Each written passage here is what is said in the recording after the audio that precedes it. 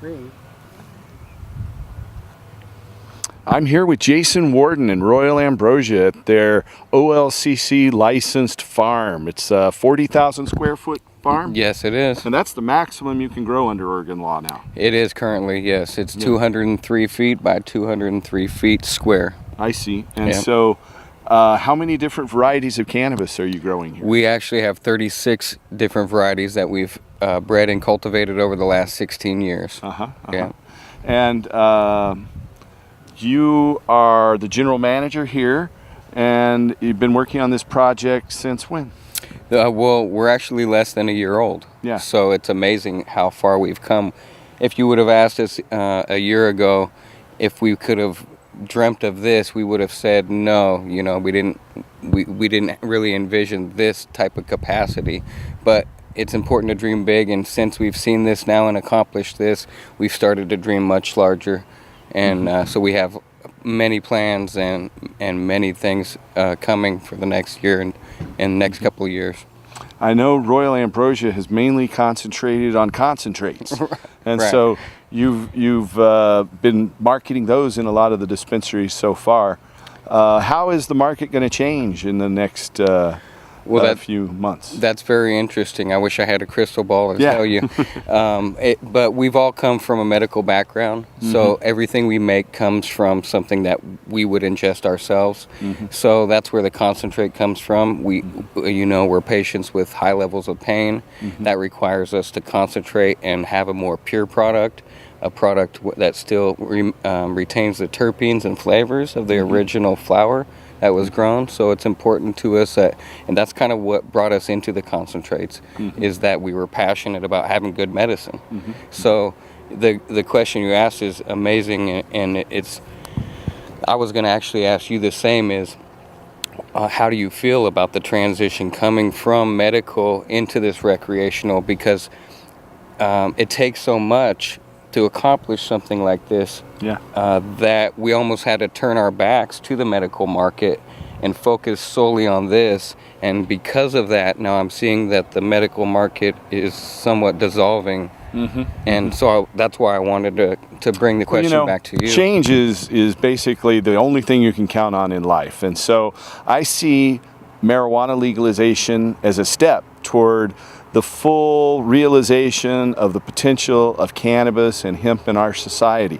So what I think we need to do is grow it outdoors like you're doing. I think indoor marijuana is going to be a very narrow niche in the future, because it costs so much to replicate the sun and the wind and everything else indoors, and it's not environmentally sustainable. We can not only grow our crop in an environmentally sustainable way, as you're doing here with Royal Ambrosia, but we can take the seeds from these high THC cannabis plants, which produce about 20 times more seed than the low THC hemp that's allowed to be cultivated, and completely replace petroleum. And when we do, the bud is going to be incredibly cheap. The leftover food from pressing the seed, the protein, will feed the world and wipe out world hunger. The fiber from the stems and stalks from harvesting that seed crop will stop deforestation. And instead of all of our money going into Exxon and Mobil and the multinationals, it will go into our farmers' pockets, and they'll be spending it in their communities. So instead of the further centralization of economic control and power, we'll see its decentralization. And that's what we're supposed to see. You know, we don't need the centralization and putting a few people in control of us. We all need to be in control of ourselves and empower ourselves and be our own leaders. And that's my goal. And this is just a step on the way. But you've just started harvesting here. You haven't harvested hardly anything yet, right? It's the end of September. Like today, as we're filming this, it's September 27th.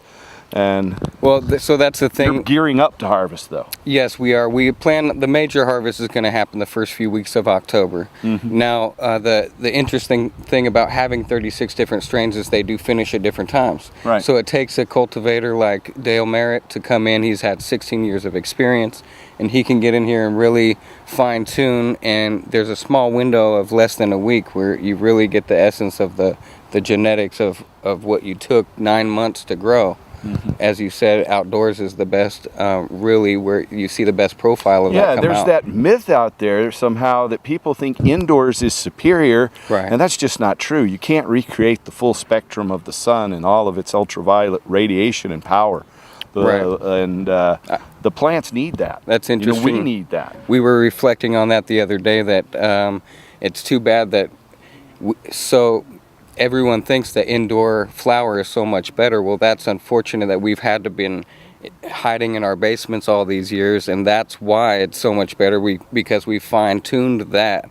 Now we give us the chance to fine-tune our outdoor abilities and watch what happens. I mean, it's obviously burning up a bunch of mechanically generated power is never going to compare to the power of the sun, Right. and it's just not environmentally sustainable. And as you said, they're just trying to really replicate the outdoor environment. Exactly. And there's no way to do that ever. There's certain things you can't measure out here that you can't quantify, not just the spirit, but the vibration of outdoors. So, I mean, there's so many different levels that these plants are getting. We actually take it to the level of playing jazz and classical music to them all day long. I see that. So at night they do sleep silently.